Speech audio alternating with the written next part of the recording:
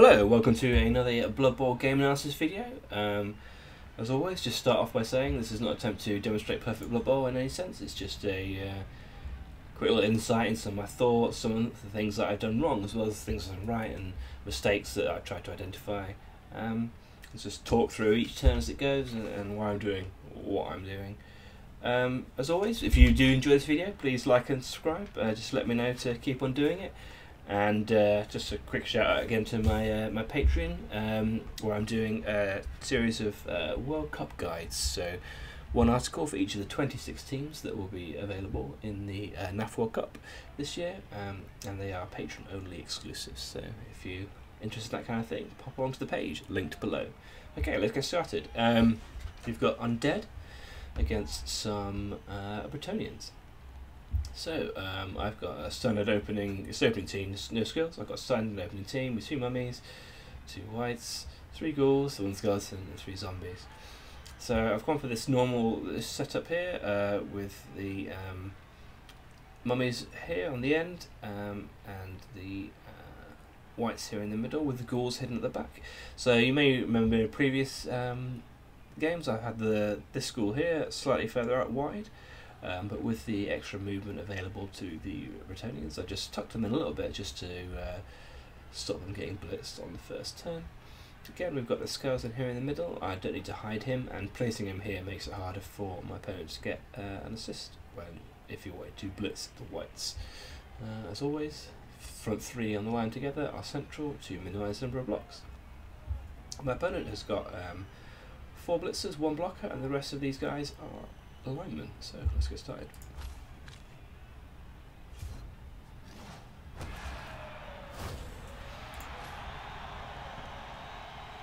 Okay, so reroll each in the kickoff. That's a nice start. Hopefully we can have a sensible game of Blood Bowl without too much failure. Okay, so my opponent's very sensibly cover the ball a little bit here first before throwing these blocks on the line.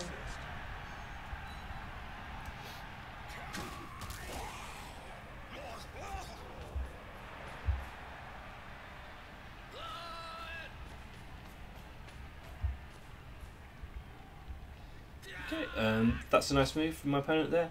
You can see that he's just moved this guy around here towards where the ball is, so he's offering an extra layer of protection against the ball, but he's also standing next to a prone player, so when I send him on the next turn, he can block him again.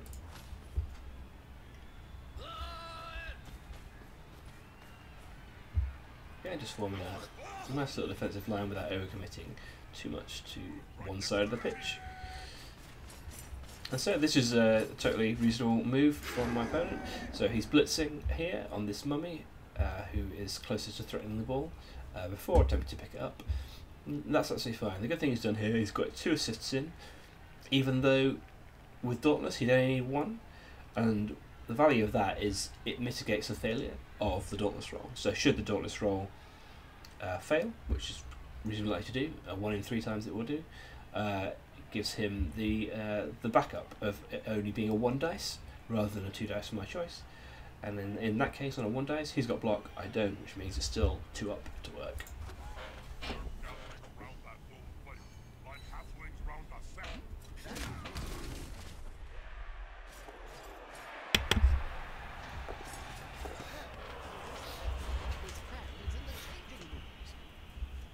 Okay, that's fine, and he's failed the pickup roll, but the benefit of this positioning with this line of guys along here and taking out this mummy is that he can afford to not reroll that pickup, and the ball's nice and safe over here, reasonably safe over here. He can afford to let go. Okay, so my turn. I decided that I'm going to go all in here. I think if I can get to a blocking battle with Bretonians, we've both got 11 players, but his peasants are particularly fragile, and the thought is that just get everybody in, cause a lot of pressure, and then hopefully in the end I'll win the blocking war. It's not just a case of So before we do the blitz action, it's not just a case of trying to kill out all the opponents or anything like that. There's lots of positional value in pressuring an opponent in this way. But the decision to be able to do that is because of the opponent. So putting all my guys in against, for example, orcs or dwarves will probably be less appealing on turn 1, because I'm very much likely to lose that attrition war should it boil down to that. The aim isn't primarily to try and just win the attrition war, it's to force mistakes and try and turn the ball over. But because I know that they're quite fragile, I can afford to do that with a little bit more safety. So I tried to take the splits on here. So I did a little go for it with the mummy there, knowing I had a free reroll on the bank. It was a little bit cheeky early on, but with the free reroll, I like to just use it to do like small little aggressive opportunities on the first turn, and then once it's gone, you can just go out to play normally. So I've seen the opportunity. If I can power this guy, then I can possibly dodge some ghouls through here and then pressure the ball. That might have been quite tasty. Quite aggressive on turn 1, but it seemed like a potential thing to do. As it turned out, I didn't get the power, got the block, which I'm quite happy to take instead. There's no need to overcommit to that particular angle of play. So I take the block, take the knockdown, and then go back to the original plan.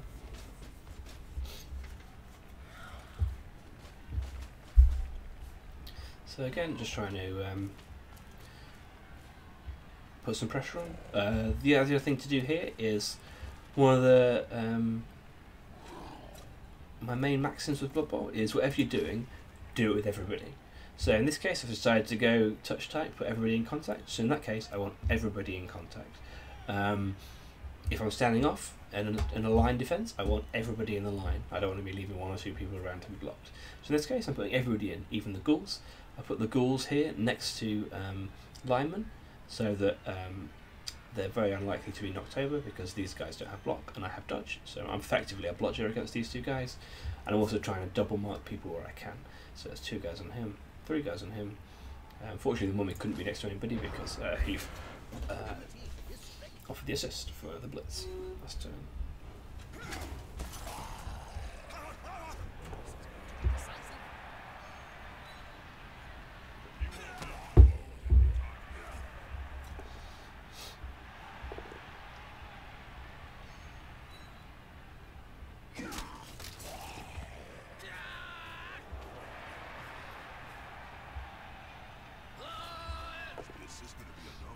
So this is probably not the ideal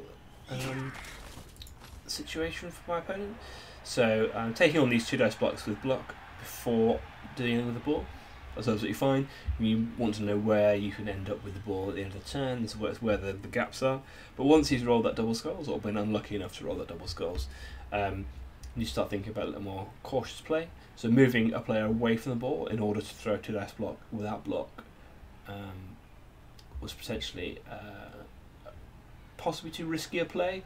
We've got these 4 guys here who can, should that fail, swarm forward and get on the ball, and that probably would have been drive over right there. So 1 in 9 chance to drive over. It's not really something to take on at this stage.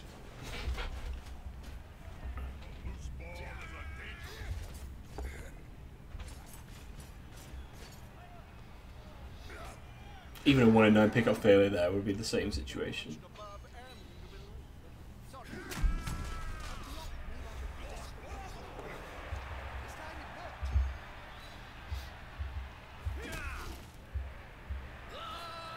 So I made the decision to put my mummy next to a Dauntless guy. It's probably not the ideal situation, but I thought the position that he was in was probably better than not having him in contact at all. So better to have him in contact with that Dauntless guy than not at all. Still somewhat of a risk for my opponent to take that on. Okay, so what I'm doing here is I'm moving this guy in. So I'm moving my players without rolling dice to take actions later in the turn. So I've moved this guy here for an assist to block against him later in the turn potentially, but I've not thrown the block yet. So I can move my guys in for the assists on the blocks I'm going to throw before rolling the blocks themselves. Again, just trying to 2-on-1 these guys. I'm blitzing here for, again, for position. So I've spotted here that if I can get rid of this guy with the mummy, then that offers me a 2 dice block here. So the ideal situation when you're in a blocking war is to try and maximise obviously the number of blocks you're throwing as opposed to the number of blocks your opponent can throw. So this was quite an important space to free up to get an additional block against my opponent, rather than just leaving him to be blocked in the future turn. Again, just trying to get everybody in contact with a guy, put some pressure on the opponent, make him make some decisions. In the end, I changed my plan here, and I blocked the knight instead.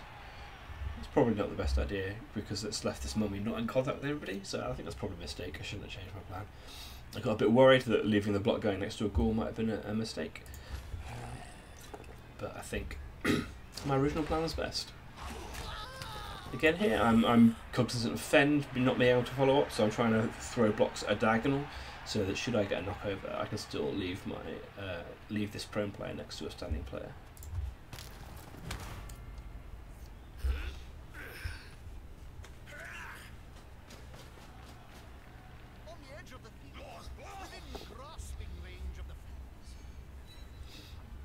So this isn't. This is probably a small mistake for my opponent here. So this is a classic example of getting enticed by 2 dice blocks rather than thinking about position. So in a future turn, my opponent's gonna. Well, we'll see what happens. But yeah, he's moved this knight over here to take a 2 dice block on a skeleton with a lineman. Skeleton's a low priority target. You might think of it, armor 7 is high priority, but he's not actually doing anything. If he does die, he's not really a great loss to the team. Whereas if a white dies, that's obviously a much bigger problem.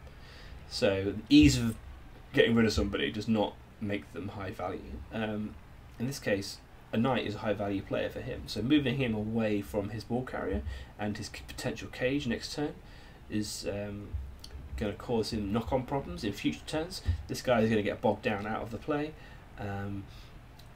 And it's much better to keep him close to where the important part of the game is, where the ball is, rather than just losing him to a 2 dice block on a skeleton.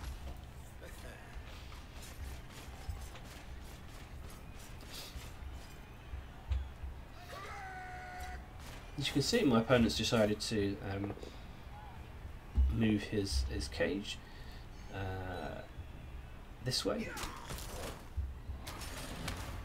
down this sideline, and so getting one of the knights, one of his reliable block fast players, bogged down on the complete opposite side of the pitch is not particularly great.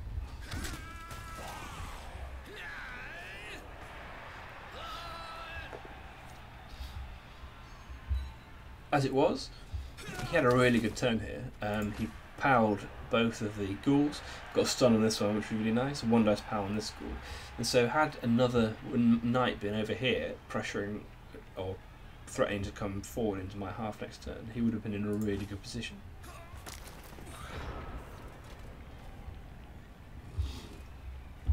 So what I've decided to do here is blitz this guy with the mummy. This is not a particularly fancy move, but just try and get a mummy next to the ball carrier. It's generally a pretty good play. I'm doing that first because basically everything involves a dice roll this turn. Sorry, a dice roll this turn, and so this is something really safe to be doing. I did that before moving this ghoul because I wanted to see whether this is knockdown or not.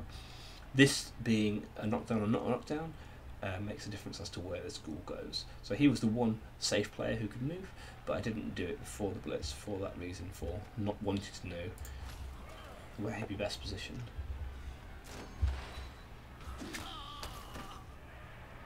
Just taking some safe blocks of block here before I do anything else.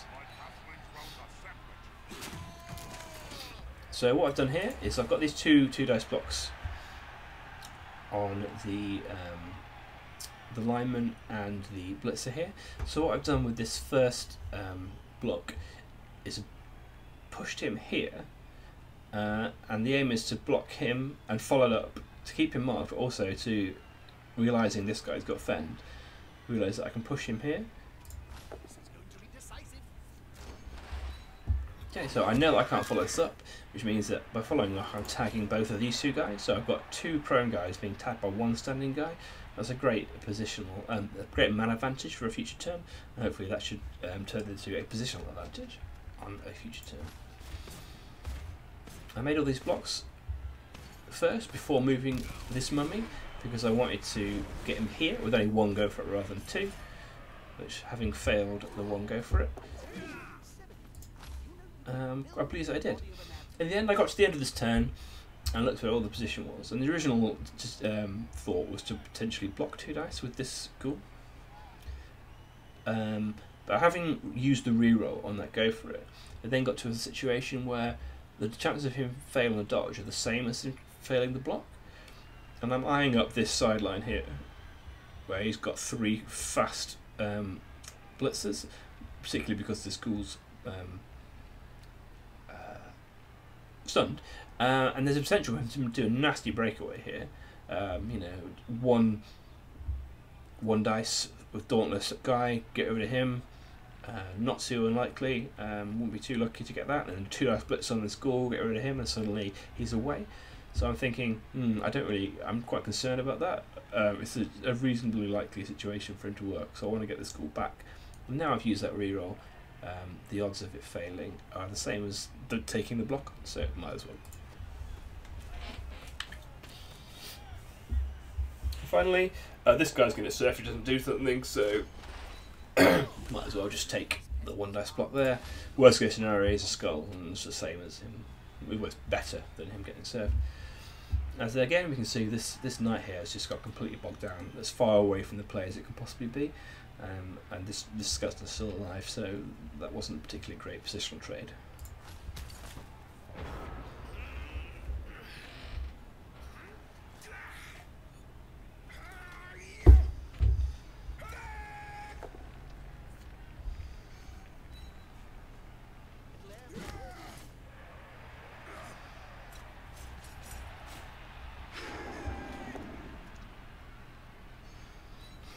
Again, this is good. He's making sure he's got his 2 assists for the blitz on the mummy, just in case the Dauntless has failed, but it hasn't.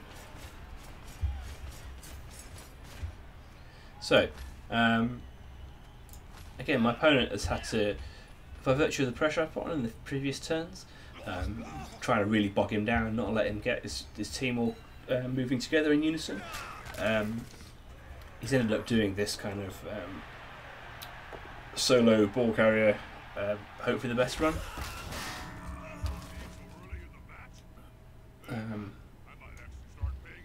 I'm pretty glad that I ran this ghoul backwards here on this turn, because as you can see, what I was worried about did occur.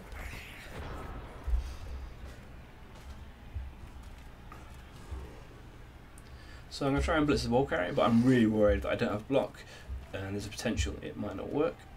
So just making a few safe moves first, lining up some assists for future blocks. So when you're blitzing the ball carrier, it's very tempting to not move the rest of your players before you do it, because you want to see where the ball ends up so you can best protect it. But I decided that I'm going to move this zombie first, because I'm really worried about the risk of 1 in 9 in this blitz. So just getting him involved in the play. See, that was the thing, having to re-roll it. So I got the pushes first time, but having to re-roll it meant that there was a non-re-rollable 1 in 9 there on the ball, which would have been horrible. Okay, having a re-roll, I'm not going to risk the pickup because I haven't moved the rest of my team yet. So the reasoning here, not picking the ball up, is that I've got so many players left to move. The value of just not picking it up, covering it with 2 players, and then having all the rest of my players move is much greater than the 2 out of 3 chance of picking up the ball.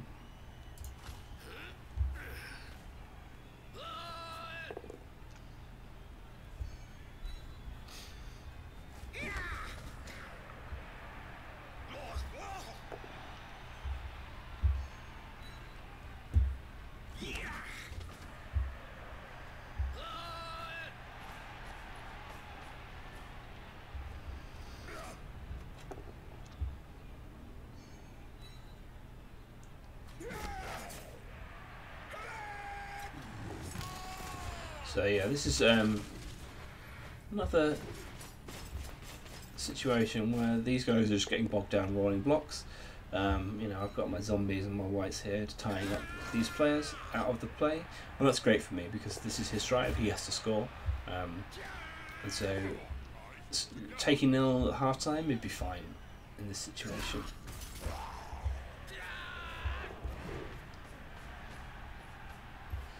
Lots of agility 2 dodges going on, but it's fine.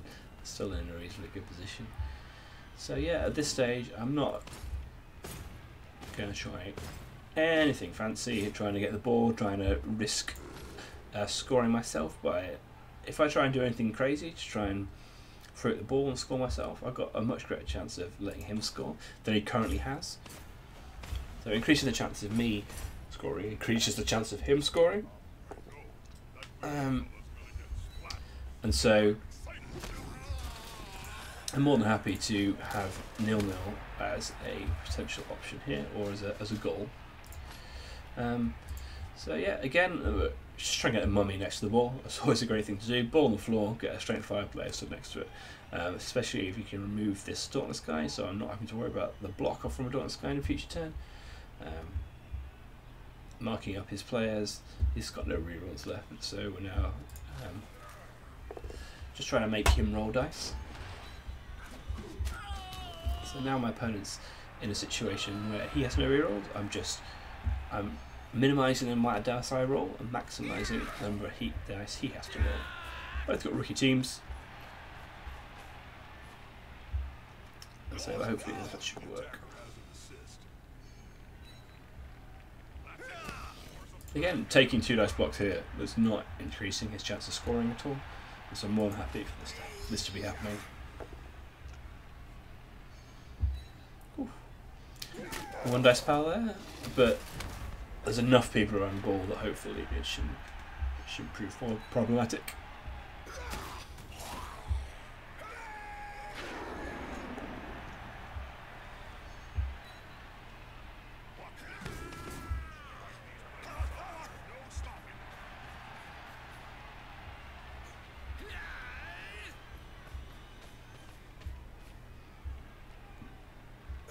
Probably should have moved this guy on the floor before rolling dice.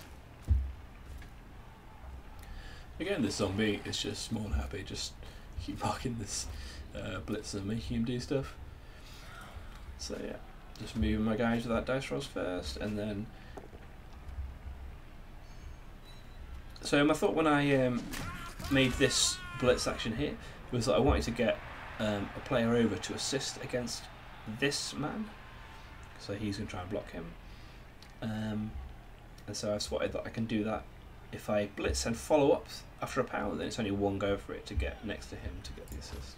So I combine my blitz with a assist. Fortunately found another go for it, but that's fine. Now I thought long and hard about throwing this block. There's a very good chance that I won in 9 with my reroll gone, and then that leaves him with a much better chance of scoring. In the end, I've decided that I have to take that positive risk. Not doing so is just too passive. And again, the same with this thing here. This guy is far enough out of play that taking basically a 2-up on him, it's too passive not to do it. I need to start getting involved a little bit more. He's only got 2 turns to score, and so the risk of it going horribly wrong, the consequences of it going horribly wrong are a lot lower, a lot less.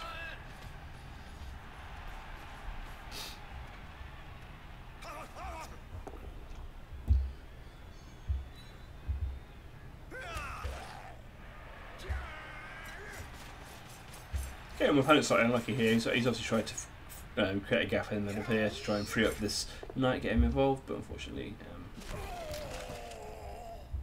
that didn't work. Yeah, you see, finally all these 1 dices didn't work, and that's fine. So I've got this guy in range of scoring, and so I'm just going to try and consolidate, absolutely lock off the chance of him scoring on his turn 8, and then I've got you know, a small shot of scoring on my turn 8. I've got no rerolls myself, and so I'm not taking any big risks. I'm making sure I'm throwing the blocks with the block players.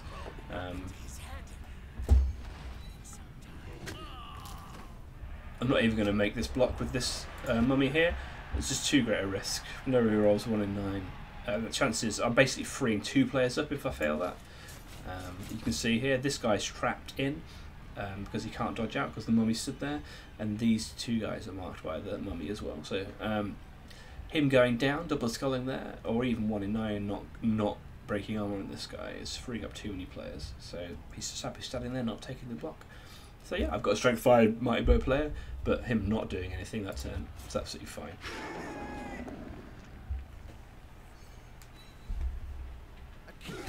Yep.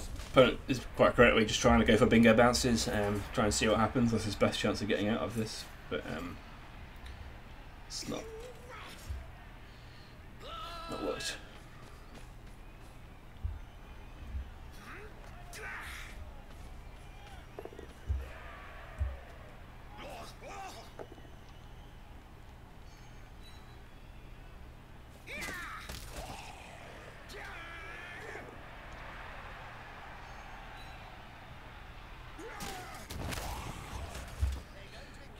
Cheeky injury there, but thankfully he regenerates. Could have been nasty. Little 1 dice power there stops me scoring, unfortunately, but still 1-0 at half time, and then 2 injuries is fine. That's a good drive. 0-0. Maybe men up second half. More than happy with that. Trying to win the game over the full 16 turns rather than panicking and trying too much too early. No chance of scoring now that this guy's down, so I'm just going to try and roll a few extra blocks, see if I can get 1 more cheeky casualty.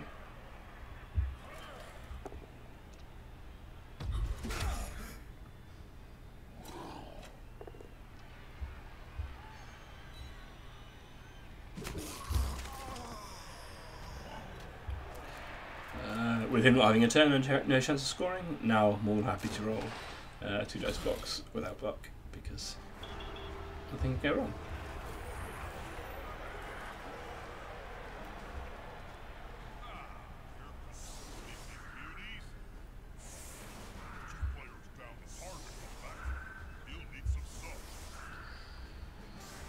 Okay, so this is a very good situation for the Undead to be in. Half time, my drive, I'm 3 men up, so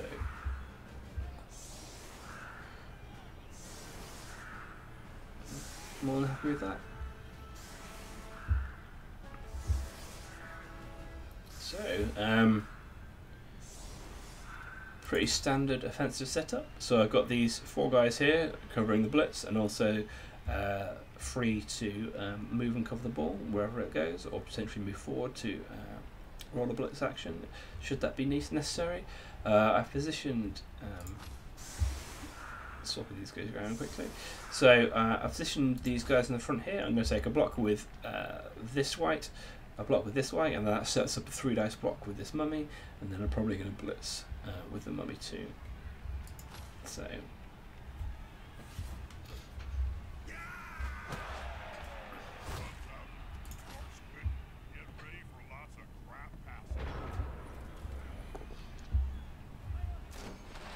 okay. Fern is quite a nuisance. Not being able to follow up there, but luckily I can take the block that solves that problem.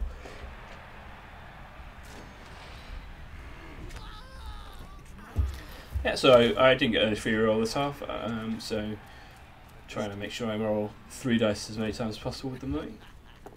So this is a bit lazy from me. I'm not particularly pleased with that. I should have probably blitzed first with this guy, maybe move this skeleton over a little bit. Got a bit lazy with the numbers game. He's down. I'm now 5 players up on my next turn because of those 2 stuns. So a little bit casual.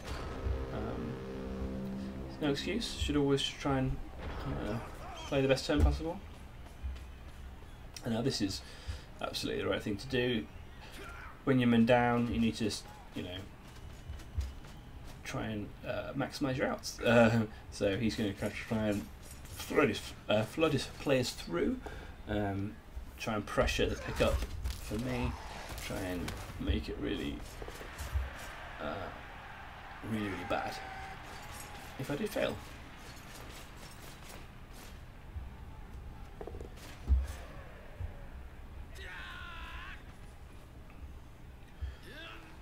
Not particularly sure how they go for it, but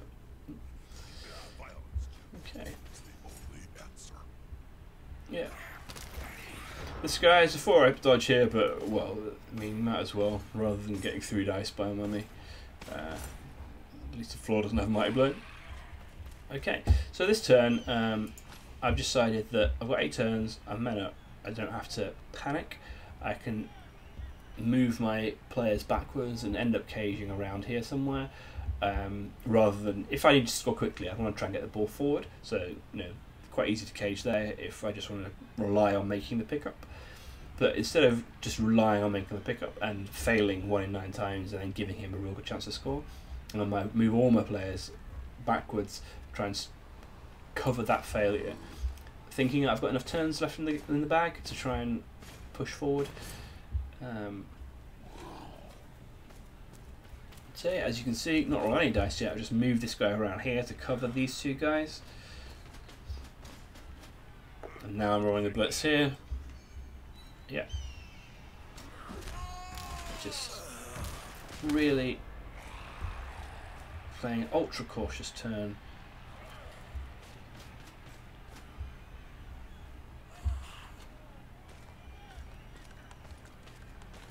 Just in case the ball fails.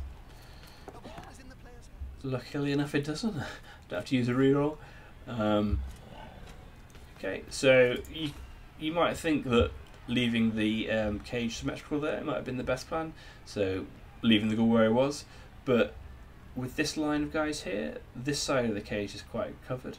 I don't think there's going to be a blitz available for my opponent here, and so moving the goal 1 square forward, the cage is still intact, but he's 1 square forward, so he's got more chance of moving on my next turn.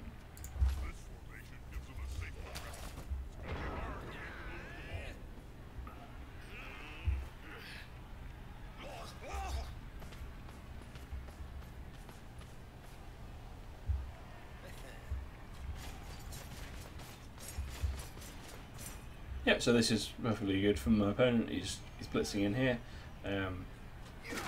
Not following up is an interesting move. I think with men down, just marking the ball carrier every turn is still a very good option. Forcing me to use my blitz action, freeing up the ball because I don't want to risk a dodge. Each turn is a very good plan. Possibly could have gone further with that guy to do that job, leaving me free to move the ball in this case. Not sure. Not sure about that. Okay, so I've spotted that there's a bit of a gap down this sideline, so I can just try and go down here.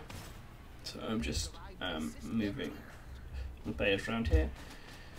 So I've realised that I'm going to need to move this guy out of the way before I move the ball carrier. So I'm going to make sure this is a 3 dice blitz before I do so, because obviously the ball carrier is currently completely exposed. This is what's known as getting to the chopper in Blood Bowl. So rolling dice and making the cage and moving the ball carrier last. Sometimes a risky play, but hopefully making it 3 dice, this should be alright.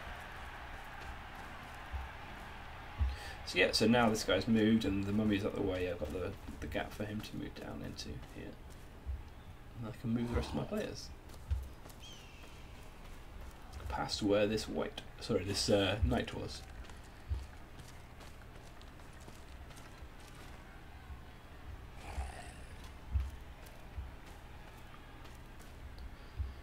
Okay. So I didn't move him just in case there was some kind of pushback situation here and I couldn't do the exact plan. yeah, and so I took out that 1 dice block there with that zombie because my cage is quite happy, it's safe, there's no risk of me losing the ball result in this situation. 1 dice is with a zombie on an armor 7 rubbish dude. That's cool. I'm happy to say that on. Thinking that even the burst down is fine. In this case, I rolled the skull, but that's fine. These things happen. Notice that I've placed the guy here who's offering the assist in this position. Not only is it furthest forward, it also helps in case of the fend, so I can't follow up. So should I just get the pushback? I'm one-on-one marking these 2 guys here.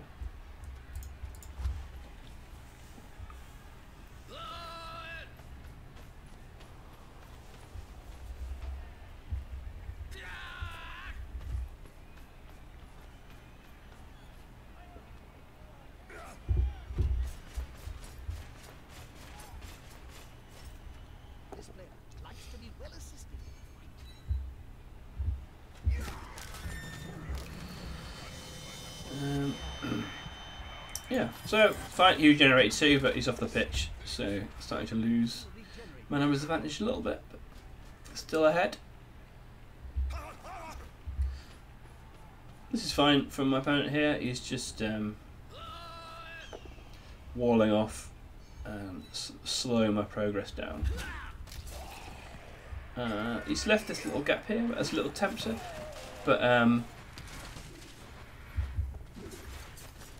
so a couple of things. He left this little tempter here, but it's first fine because I don't have the pace to make a break for it go through here. Apart from the 3 ghouls here, these 4 players are all really slow. I mean, this mummy can't even reach there with a couple of go for it. So the chance of me breaking down this sideline or wanting to are quite slim. So this is absolutely fine to just leave this little weak defense on this side and can concentrate more on covering the middle.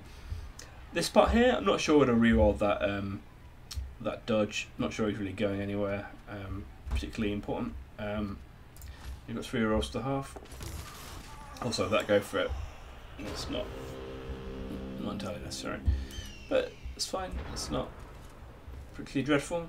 With the man advantage, switching plays is always a good option. So I can see here, I can just come back round this way. Just keep trying to find a really good gap, a good breakaway. Pretty standard switcheroo here, so try and move my cage over to threaten the breakaway down this side, whilst marking a few of the people that can come back to prevent it next turn. So that's why these 2 mummies are coming in here.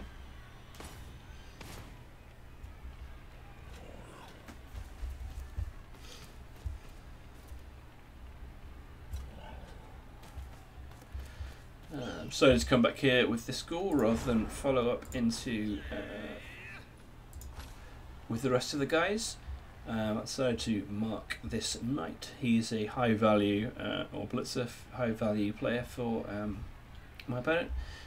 I'll mark him out of the game for 1 extra turn, and then I've got the opportunity to dodge away in my next turn should I need to. It might be a mistake, I think. Probably should have just kept up with the play, and that would have been more players to push through on this side in my next turn.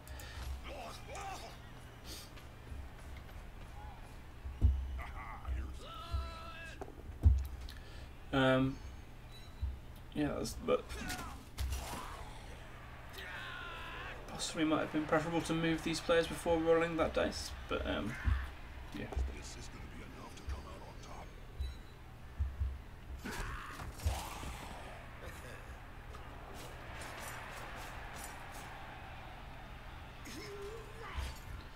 Yeah, I'm generally trying to get players up off the ground first. It's always a good idea.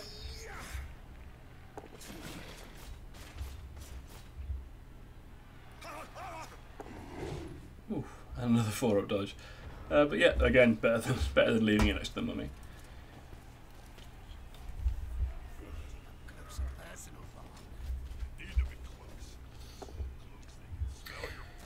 Yeah, I'm not very happy with this turn.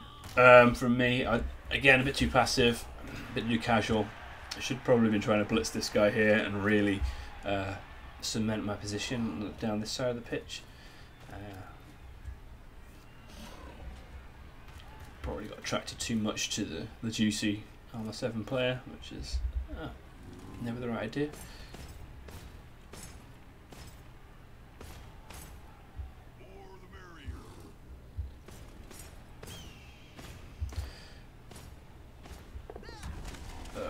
Another fail go for it, but that's fine. Trying to get this guy involved, mark up the players. I left this guy out till after the mummy because I was thinking about maybe making a go for it with him, but once this user reroll I decided not to, and in this case just marking up this guy is fine. Trying to get the most out of my man advantage. Not all double scores there wasn't the best, but again, no problem.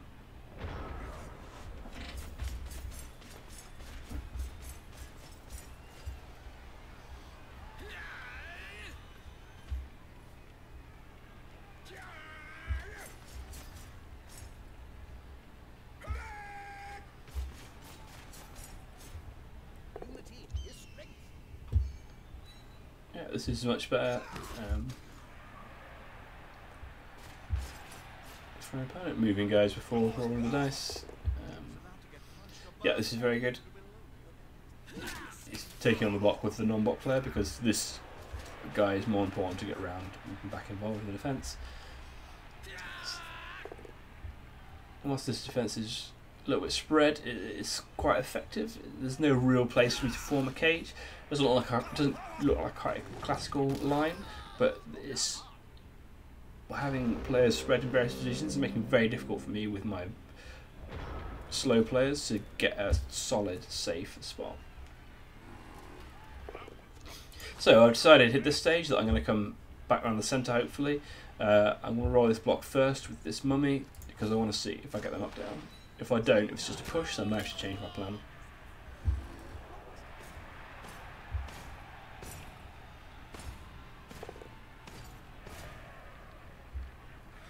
Okay, so I've seen a little spot for a cage here. On this turn, I want to centralise again. I don't want to get too stuck down the sideline. There's a nice big wide open space down here, so I want to threaten moving down there.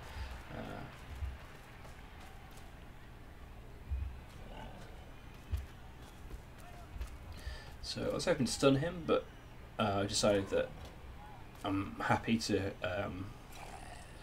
commit to the foul on this guy to try and stop this guy blitzing next turn. I've also got a little slightly atypical cage corner in the sense that I've got these two guys covering this one. I've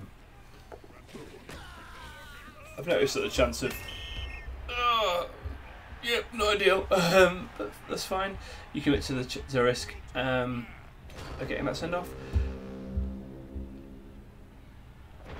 So yeah, I've got these two guys here marking this guy. I know this is another agility 2 lineman, and it's quite difficult for him to get his guys all the way around the corner here. So I'm not too worried about him blocking off this guy and getting a chance to get into the cage.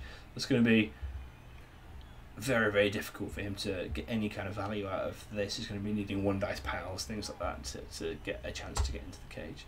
So even though it looks a little bit funky, it's still quite an effective cage corner.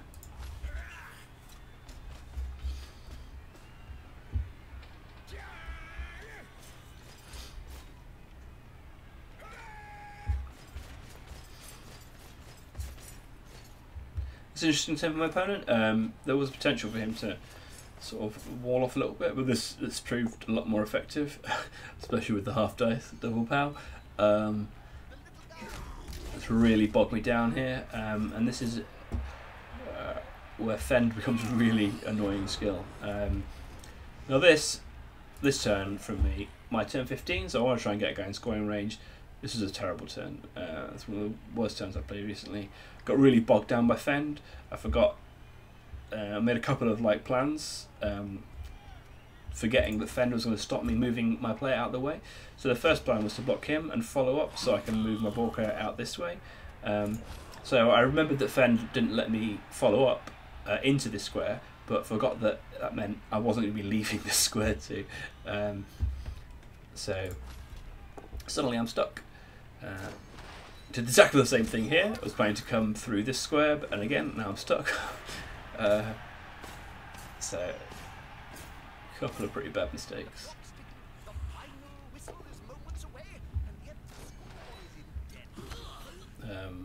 So what I should have done, I think, is should have, the ball carrier wasn't even marked, I should just come down here and freed up these ghouls with blitzers and then try to get some sort of like cage here along the sideline.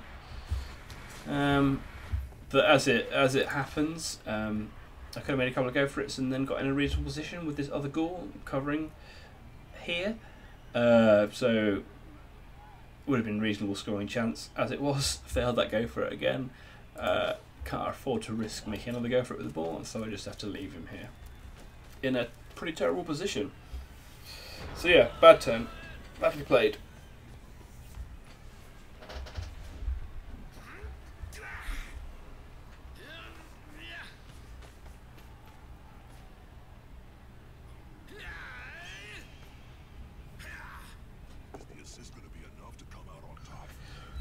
Yeah, that's a good idea. He was still in scoring range, so taking a 2-dice block with block on him is still a good idea.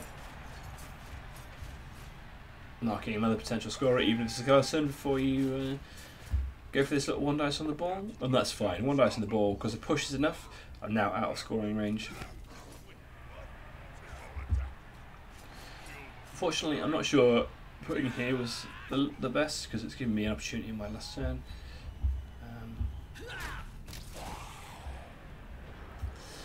So yeah, I'm 1 square too far away of scoring with this guy, and this guy can score. He's pretty bogged down because he can't dodge backwards. He has to go forwards, which means going through into 5-up territory. But luckily, my opponent's left me this chain push, so I can come around here, blitz this guy into this guy, and then push this guy into range.